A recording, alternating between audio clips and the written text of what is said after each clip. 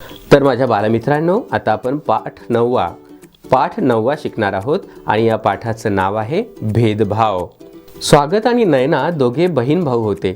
आईला आपली सगळी मुले सारखी असतात, पण नयना मोठी आणि स्वभावाने खोडकर होती। मात्र त्या तुलनेने स्वागत शांत होता, समजूतदार होता। लहानपणापासून त्याला कामाची आवड होती। घरी कुणी पाणी मागितलं की तुरू चालत जायचा, पाणी घ्यायचा व तो द्यायला जायचा। पण नयना मात्र कंटाळा करीत असे। उलट लहान स्वागतला मी मोठी तू लहान असे म्हणायची। आईला आपल्या लेकीचं वागणं कायम खटकत असे, पण सांगून काही उपयोग नव्हता। समजावून पाहिले, पण नयनाचा स्वभाव वाकडा तो वाकडाच।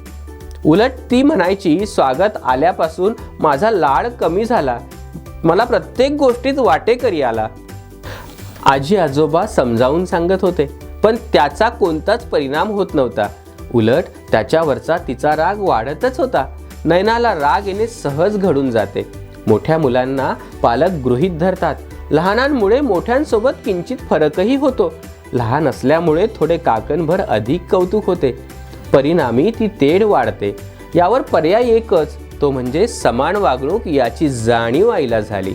आपले आई बाबा आपला लाड करतात, आपल्यासाठी ती प्रत्येक गोष्ट आणतात जी स्वागतसाठी आणतात। तेव्हा नयनाला छान वाटले आणि ती खुलली। आता ती छोट्या भावाचा राग करीत नाही। आई पण नयनाच्या निरर्थक गप्पा मोठ्या सहानुभूतीने ऐकते, तिला प्रोत्साहन देते, तिच्या अडचणी जाणून घेते। परिणामी नयना बदलू लागली। तिला थोडा समजदारपणा यायला लागला। हल्ली नयना व स्वागत सोबत जेवतात, सोबत अभ्यास करतात आणि सोबतच खेळतात। एकदा स्वागत पायरीवरून धडपडला, तेव्हा नयना त्याला पकडायला पहिल्यांदा धावली होती। आता नयना स्वागतला खूप जपते, त्याचे लाड करते आणि सांभाळते सुद्धा।